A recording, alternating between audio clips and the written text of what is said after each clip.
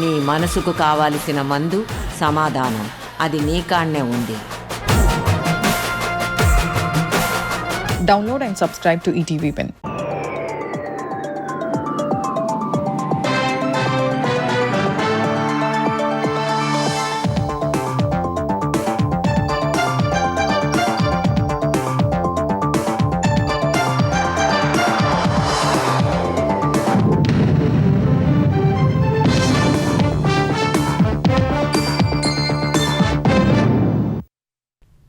నమస్కారం, ఈటీవీ న్యూస్కు స్వాగతం. ముందుగా ముఖ్యాంశాలు.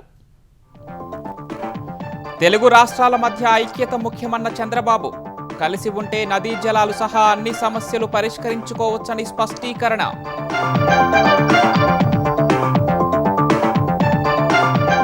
ఓ ప్రాజెక్టు కట్టే ముందు పరివాహక రాష్ట్రాలను పరిగణలోనికి తీసుకోవాలన్న సుప్రీం.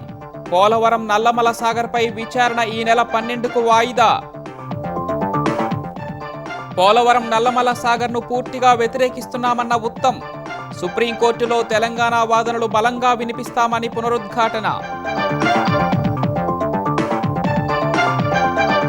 విశాఖ రిఫైనరీ శక్తిమంతం చేసినందుకు మోదీకి చంద్రబాబు కృతజ్ఞతలు.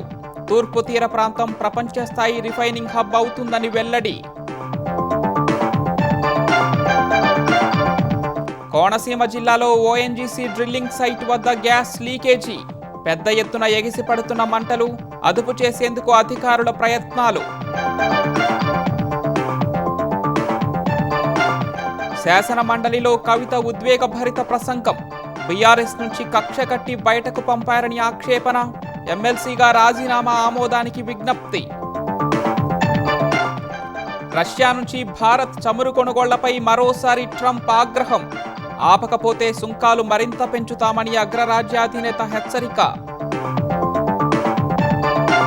వెనిజువేలా అధ్యక్షుడు మదురో దంపతుల నిర్బంధంపై చైనా మండిపాటు. ప్రపంచ పోలీసుగా వ్యవహరించే అధికారం ఏ దేశానికి లేదని వెల్లడి.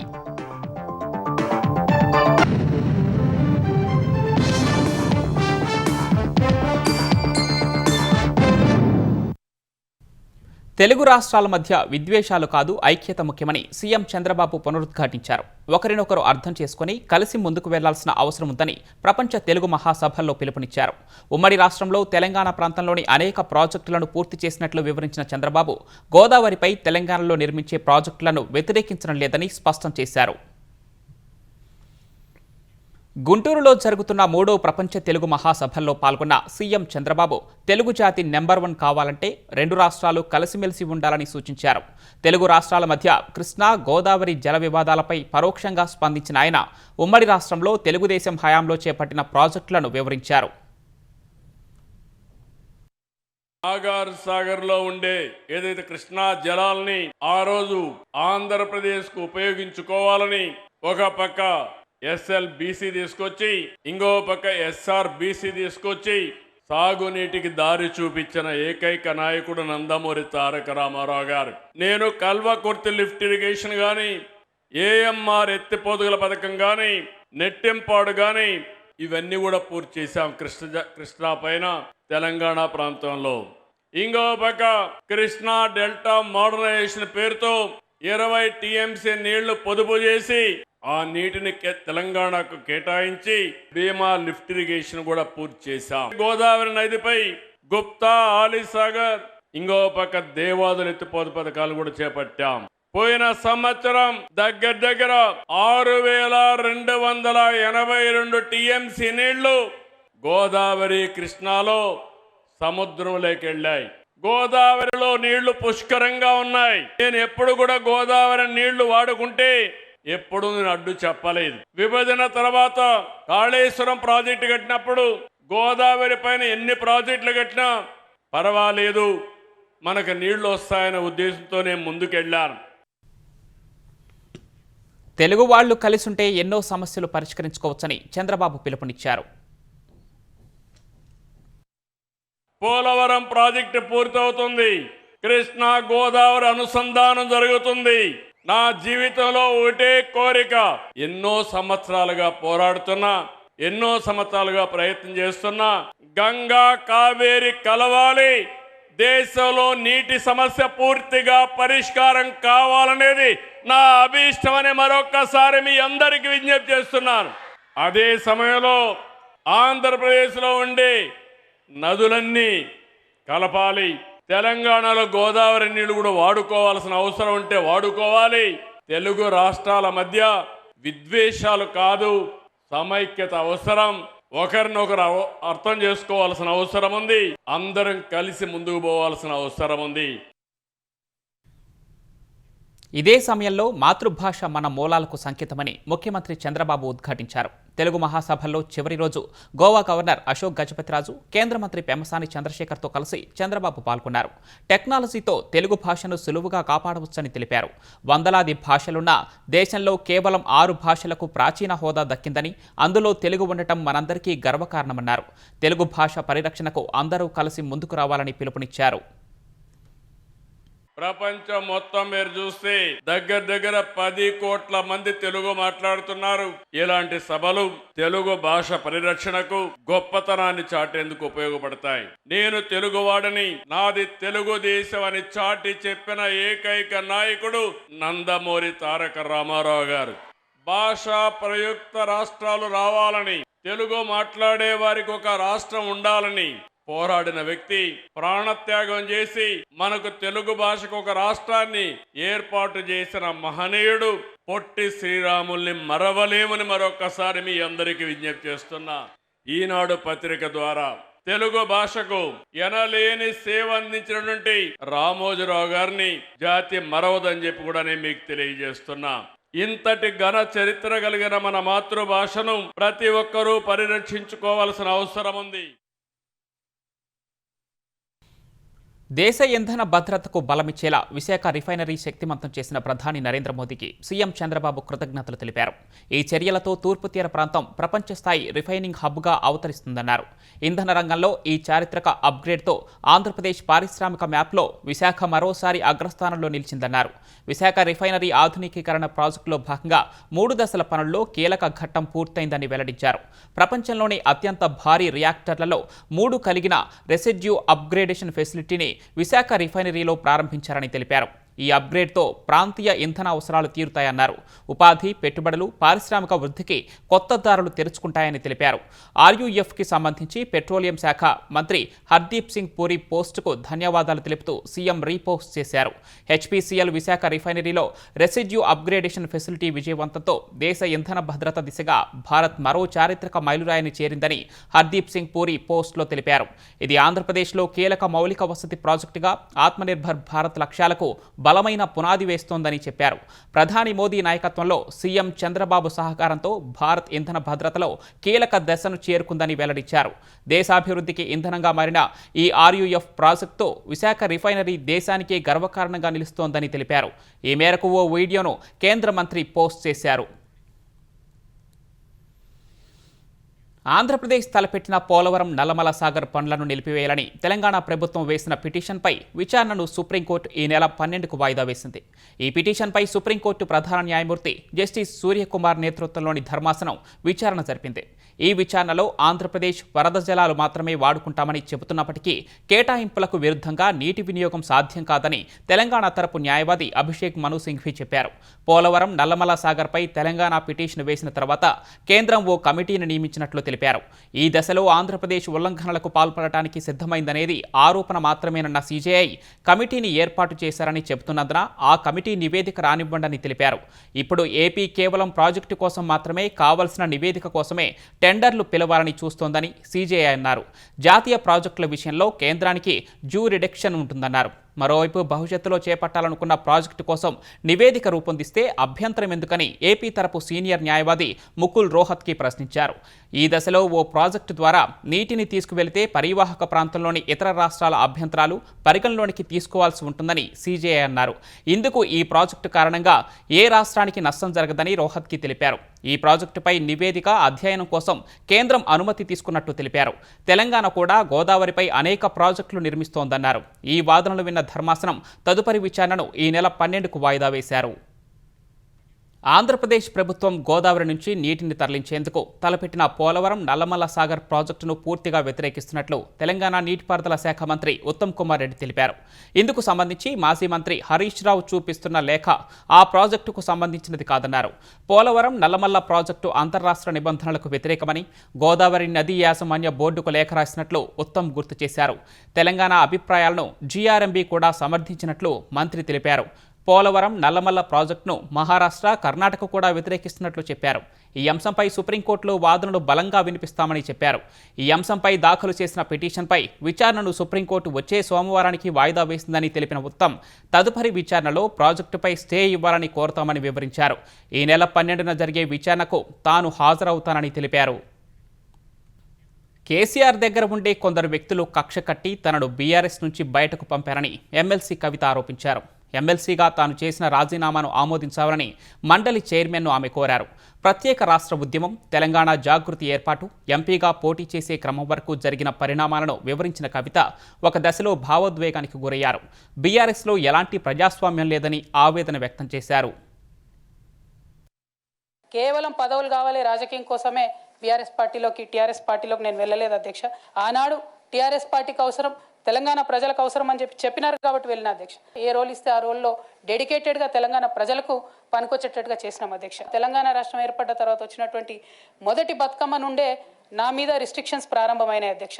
పొలిటికల్ పార్టీలో ఒక వ్యక్తిని స్వేచ్ఛను ఎట్లా హరిస్తారని చెప్పడానికే ఎగ్జాంపుల్ చెప్తా ఉన్నాను అధ్యక్ష. వాళ్ళను డిసప్పాయింట్ చేయదు కాబట్టి నవ్వుతూ పనిచేస్తూ వెళ్ళిపోయిన అధ్యక్ష. నా దగ్గరికి ఎప్పుడు పెద్దవాళ్ళు, పైరవికారులు, కాంట్రాక్టర్లు ఎవరు రాలేదు అధ్యక్ష. నేను ఎప్పుడు కూడా పేద ప్రజల మధ్యలోనే ఉండి పనిచేస్తున్నాను అధ్యక్ష. అయినా సరే అధ్యక్ష, పార్టీ మౌత్ పీసులుగా ఉండేటటువంటి పార్టీ పేపర్లు, పార్టీ ఛానళ్ళు ఏ ఒక్కరు కూడా ఎన్నడూ కూడా మద్దతు ఇవ్వలేదు అధ్యక్ష. తెలంగాణ సమాజానికి ఏదైతే ప్రశ్నించడం నేర్పించినటువంటి బీఆర్ఎస్ పార్టీ అధ్యక్ష, అంతర్గత వేదికలలో అనేక సందర్భాలలో నేను ప్రశ్నిస్తే అధ్యక్ష నా మీద కక్షగట్టారు అధ్యక్ష. కేసీఆర్ గారు చుట్టూన్నటువంటి కొందరు వ్యక్తులు కక్షగట్టి నన్ను ప్రశ్నించినందుకు పార్టీ నుండి బయటకు పంపించారని చెప్పక తప్పదు అధ్యక్ష. బీఆర్ఎస్ హయాంలో పెద్ద ఎత్తున అవినీతి జరిగిందని కవిత ఆరోపించారు. ప్రభుత్వంలో అవినీతిపై పార్టీ పెద్దలకు వివరించినప్పటికీ కనీసం పట్టించుకోలేదని విమర్శించారు. ధర్నా చౌక్ రద్దు చేయడం అనేటటువంటిది ప్రజాస్వామిక హక్కుల్ని కాలరాయడంలో మొదటి మెత్త అధ్యక్ష. ఆనాడు ఇంటర్నల్గా ఎంత ప్రొటెస్ట్ చేసినా కూడా రాష్ట్రం వచ్చింది, ఇప్పుడు ధర్నాలు ఎందుకు, దరఖాస్తులు లేవు, ధర్నాలు లేవు, అన్ని పనులు చేసి పెడతామని చెప్పుకుంటూ వెళ్ళడం జరిగింది అధ్యక్ష. అట్లానే రైతులకు జరిగినటువంటి అక్రమ అరెస్టుల అధ్యక్ష, పార్టీలో జరుగుతున్నటువంటి అవినీతి అధ్యక్ష, ప్రభుత్వంలో జరుగుతున్నటువంటి అవినీతిని ఎప్పటికప్పుడు నేను వారి దృష్టికి తీసుకెళ్లడం జరిగింది అధ్యక్ష. అమరజ్యోతి నుంచి మొదలు పెట్టుకుంటే అధ్యక్ష, అంబేద్కర్ విగ్రహం దగ్గర నుంచి మొదలు పెట్టుకుంటే అధ్యక్ష, సెక్రటేరియట్ నుంచి మొదలు పెట్టుకుంటే అధ్యక్ష, కలెక్టరేట్లలో కూడా తీరని అవినీతి జరిగిన మాట ముమ్మాటికి వాస్తవం అధ్యక్ష. దీనికి పెద్ద ఉదాహరణలు సిద్దిపేట, సిరిసిల్లలో కట్టినటువంటి కలెక్టరేట్లు 2 వచ్చినటువంటి మొదటి వర్షానికే 2 కూడా మునిగిపోయినాయి అధ్యక్ష. ఆ విజువల్స్ అందరం కూడా మనం చూడడం జరిగింది. ఇక సిద్దిపేటలో, సిరిసిల్లలో కట్టిన కలెక్టరేట్లకే దిక్కు లేకపోతే మొత్తం రాష్ట్రంలో కట్టినటువంటి అన్ని బిల్డింగ్లు ఎట్లుంటాయన్న విషయాన్ని కూడా ఒకసారి తెలంగాణ ప్రజలు ఆలోచించుకోవాలి అధ్యక్ష.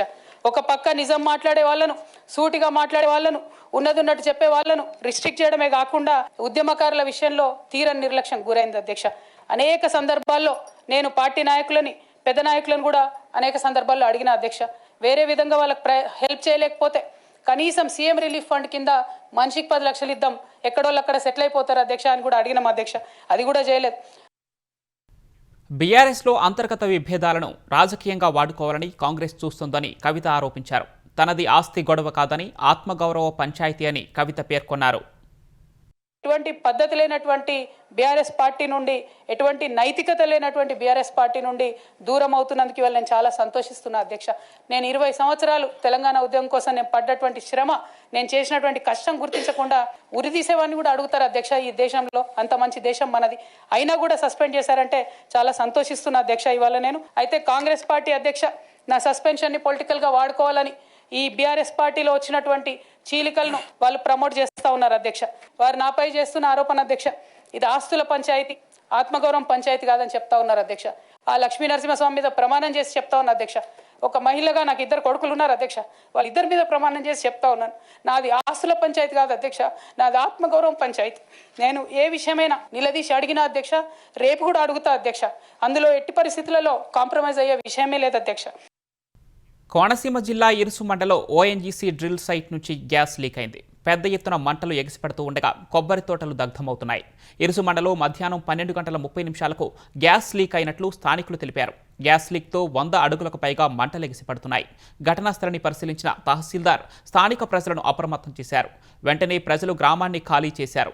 రెవెన్యూ అధికారులు ఓఎన్జీసీ సిబ్బందికి సమాచారం ఇవ్వగా వారు ఘటనా స్థలికి చేరుకొని గ్యాస్ లీకేజీని అరికట్టే పనులు చేపట్టారు. మరోవైపు అగ్నిమాపక సిబ్బంది కూడా ఘటనా స్థలికి చేరుకొని మంటలను అదుపు చేసేందుకు తీవ్రంగా శ్రమిస్తున్నారు.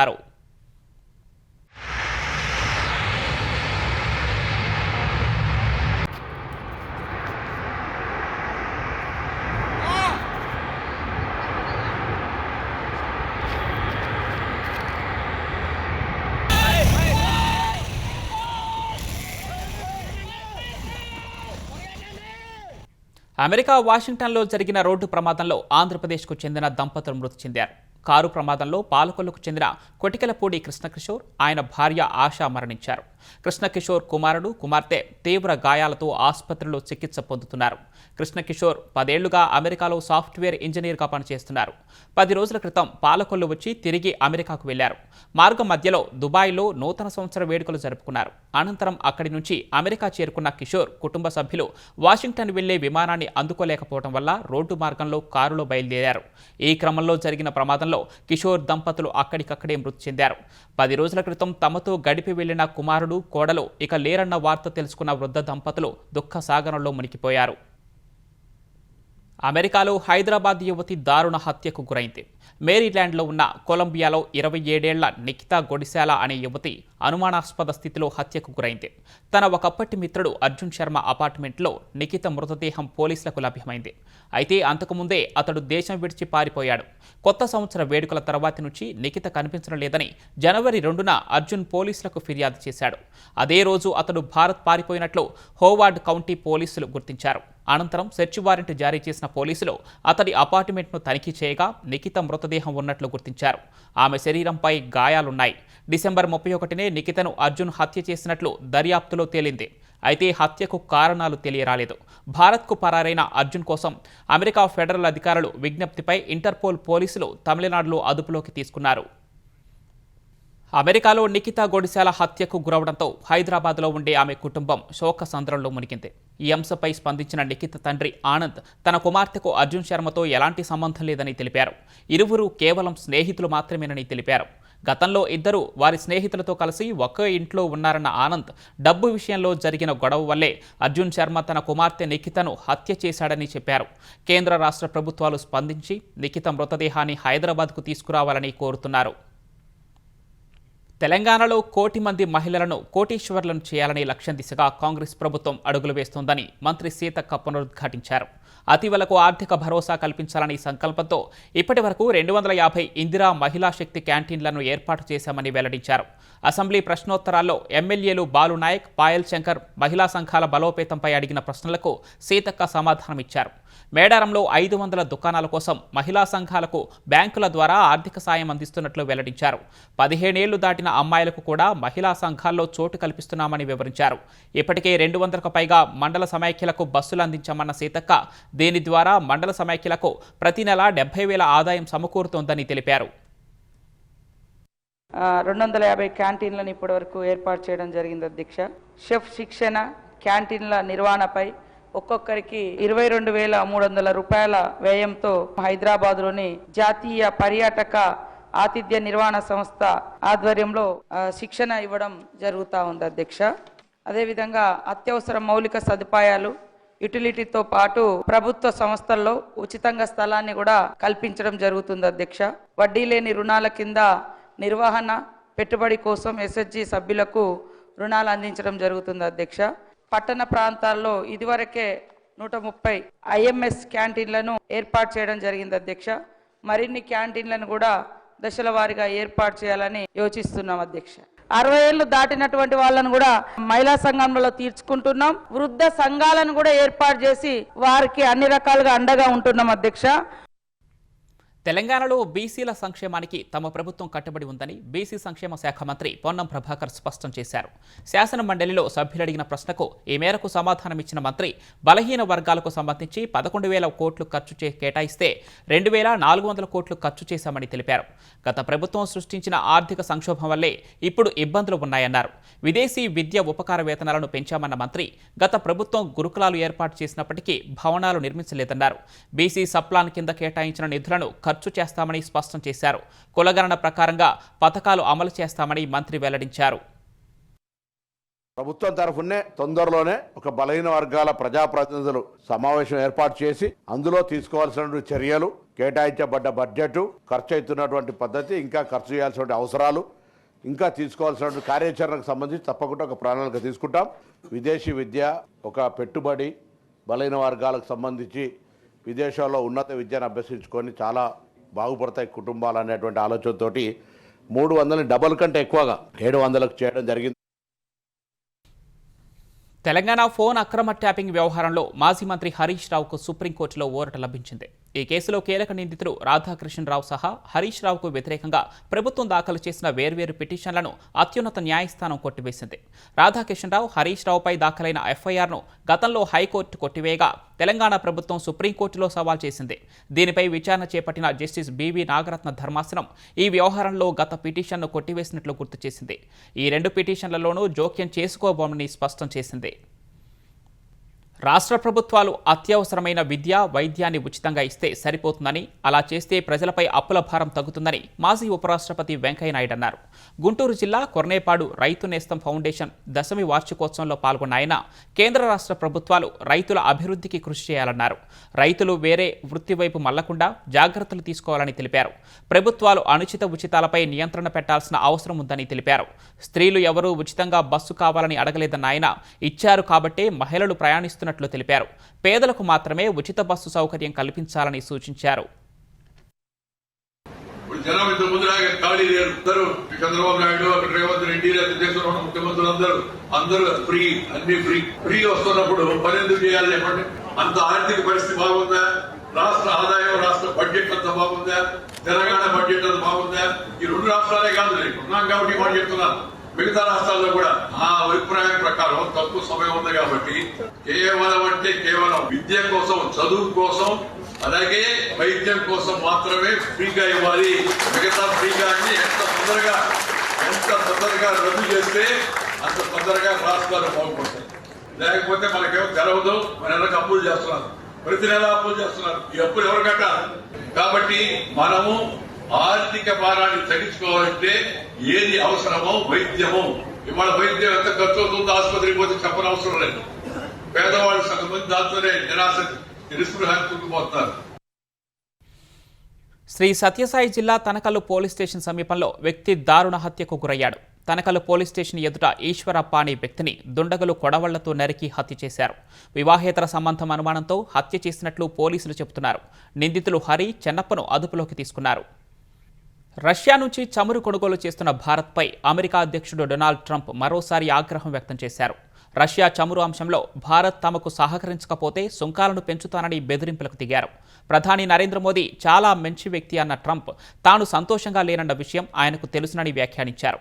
తనను సంతోషపెట్టడం చాలా ముఖ్యమని, రష్యాతో వ్యాపారం కొనసాగిస్తే సుంకాలను మరింత వేగంగా పెంచుతారని ట్రంప్ హెచ్చరించారు. ఈ మేరకు ట్రంప్ మాట్లాడిన ఆడియో క్లిప్ను శ్వేతసౌధం ఎక్స్లో పోస్ట్ చేసింది. భారత్, అమెరికా మధ్య వాణిజ్య చర్చలు జరుగుతున్న వేళ టారిఫ్లు పెంచుతానని ట్రంప్ బెదిరించడం ప్రాధాన్యం సంతరించుకుంది. కొన్ని నెలల క్రితం మోదీ తనతో మాట్లాడుతూ రష్యా నుంచి చమురు కొనుగోళ్లను ఆపేస్తారని హామీ ఇచ్చినట్లు ట్రంప్ సంచలన వ్యాఖ్యలు చేశారు. తాజాగా బెదిరింపులకు దిగారు. అధ్యక్షుడు పుతిన్ నివాసంపై గత వారం ఉక్రెయిన్ దాడి చేసినట్లు రష్యా చేసిన ఆరోపణలను అమెరికా అధ్యక్షుడు డొనాల్డ్ ట్రంప్ మరోసారి ఖండించారు. పుతిన్ నివాసాన్ని ఉక్రెయిన్ లక్ష్యంగా చేసుకోలేదని వెల్లడించారు.